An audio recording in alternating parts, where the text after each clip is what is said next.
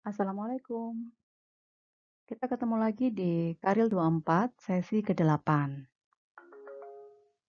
Sudah ada 7 pekan atau 7 minggu kita diskusi dan menyelesaikan karya tulis. Dan hari ini kita akan coba review beberapa hal yang paling banyak ditemukan butuhnya perbaikan dari tulisan rekan-rekan peserta Karil 24. Pada video sapaan sesi ke-8 ini, Tuton akan menyampaikan sedikit sapaan mingguan, kemudian menjelaskan secara singkat materi yang akan kita pelajari. Materi pada prinsipnya tidak terlalu banyak, hanya hasil kesimpulan dari mereview atau mencermati beberapa hasil karya tulis rekan-rekan peserta Karil 24. Kemudian kita akan coba mencari rumusan capaian pembelajaran umum dan khusus. Kemudian ada beberapa informasi tentang sumber belajar utama atau modul.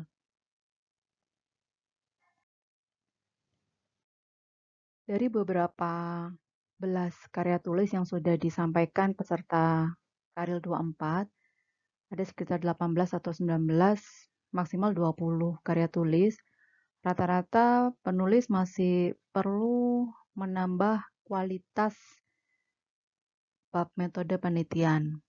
Di mana dalam bab metode penelitian itu kita mesti menyebutkan jenis penelitian, kemudian sedikit informasi atau deskripsi tentang populasi dan teknik penentuan sampel, kemudian sedikit tentang definisi operasional dan pengukuran variabel, jenis dan sumber data juga penting, kemudian teknik perolehan data, bagaimana data itu diperoleh, sekitar 85% sudah termuat ya, ada yang literatur atau pustaka, kemudian observasi, wawancara, survei, itu sudah memenuhi syarat, tapi perlu diperdalam lagi atau ditekankan kembali. Dan yang terakhir adalah teknik atau tahapan analisa data. Jadi step-stepnya atau alurnya data itu Anda kumpulkan sampai Anda tuangkan dalam bentuk tulisan di karya tulis penulis. Jadi penulis perlu menyampaikan jenis penelitian. Di sini ada 3 jenis penelitian yang bisa penulis cermati. Silakan nanti diperbaiki atau disesuaikan. Yang pertama itu jenis penelitian deskriptif. Tujuannya untuk menjelaskan sesuatu melalui sebuah penelitian. Tujuannya untuk mendeskripsikan saja, tidak melihat hubungan atau membandingkan. Ada beberapa judul yang memuat tentang penelitian deskriptif. Jadi nanti mungkin kalimatnya diperbaiki lagi.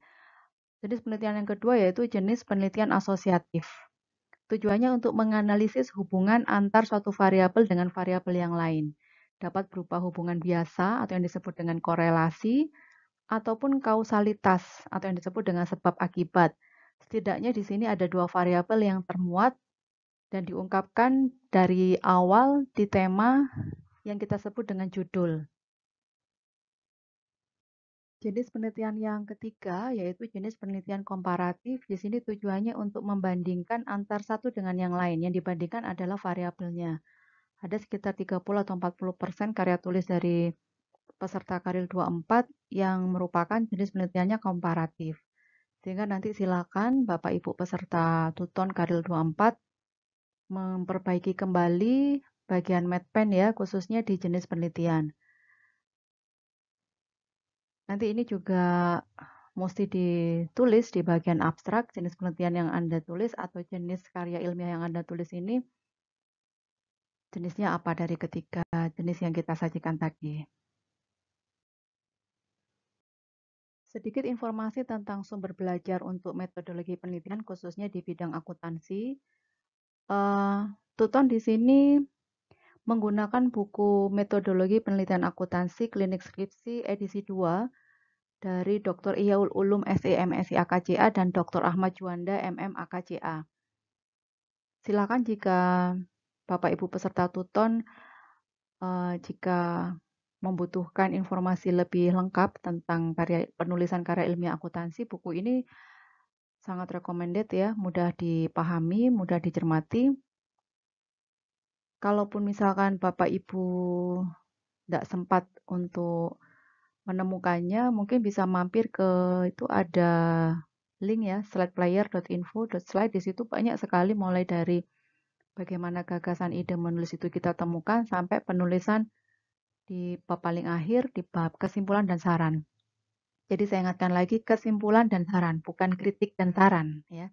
Dan saran di sini silakan Bapak Ibu tambahkan untuk penulis selanjutnya. Jadi Bapak Ibu menyarankan apa untuk penulis selanjutnya yang bisa melanjutkan dari karya tulis Bapak Ibu. Sehingga misi kita dalam mengembangkan karya tulis kita tetap ada.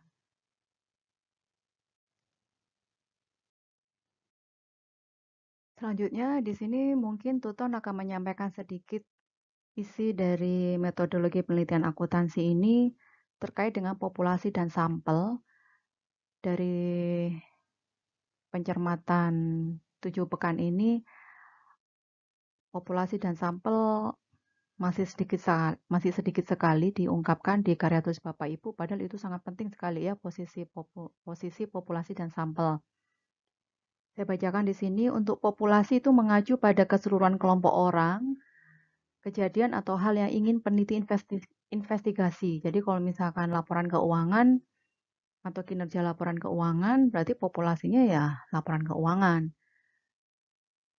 Ada beberapa contoh laporan keuangan itu yang dijadikan analisa atau dijadikan bahan karya tulis hanya 1 tahun. Secara ideal kalau kita melakukan karya tulis atau investigasi laporan keuangan, kita paling tidak 2 atau 3 tahun lah. Kalau 1 tahun itu saya rasa kurang ya. Jadi populasi itu memiliki beberapa definisi. Yang pertama, wilayah generalisasi yang terdiri dari objek atau subjek yang ditetapkan oleh peneliti untuk dipelajari dan kemudian ditarik kesimpulannya. Pemahaman yang kedua yaitu keseluruhan unsur yang akan diteliti, yang ciri-cirinya akan ditaksir atau diestimasi. Ciri-ciri populasi disebut sebagai parameter.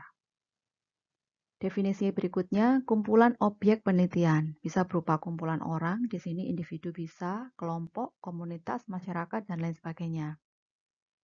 Definisi keempat, sekumpulan orang atau objek yang memiliki kesamaan dalam satu atau beberapa hal, dan yang membentuk masalah pokok dalam suatu riset khusus. Definisi terakhir dari buku Medpen Akuntansi ini, populasi yang akan diteliti harus didefinisikan dengan jelas sebelum penelitian dilakukan. Setelah kita menentukan populasi, kita bisa menentukan sampel. Ya, karena tidak mungkin semua populasi itu kita jadikan sampel atau sampel jenuh. Sampel jenuh itu adalah seluruh populasi digunakan sebagai sampel karena populasinya memang tidak begitu banyak. Sampel sendiri memiliki beberapa teknik pengambilan sampel. Jadi ada teknik-teknik tertentu yang mungkin Bapak Ibu telah tentukan bagaimana cara mengambil sampel. Lebih jauh nanti Bapak Ibu bisa coba ke link yang kita sebutkan tadi, atau jika beruntung menemukan buku Medpen, tidak harus buku Ihya Ulum ya. Kebetulan saya menggunakan Ihya Ulum, tapi kalau Bapak Ibu menggunakan buku Medpen yang lain selama tahunnya masih di bawah 5 tahun, is okay lah.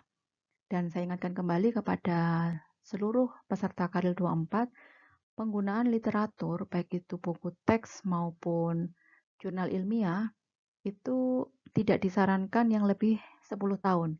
Jadi kalau kita melakukan penulisan tahun 2020, buku yang paling lama ya tahun 2000 gitu ya.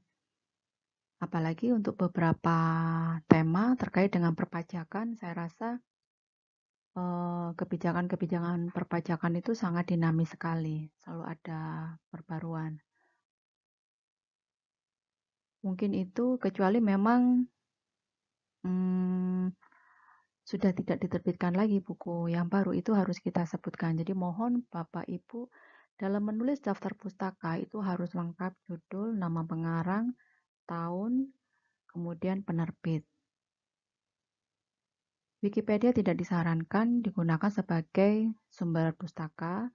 Kemudian modul juga tidak disarankan, misalkan Bapak Ibu mempelajari materi-materi PPT atau slide. itu sebaiknya dicantumkan aja tapi linknya, ya, linknya. Tapi sebaiknya mengacu pada jurnal dan buku teks. Mungkin itu yang bisa saya sampaikan di salam sesi ke-8 ini. Kurang lebihnya saya minta maaf dan selamat beraktivitas kembali. Wassalamualaikum warahmatullahi wabarakatuh.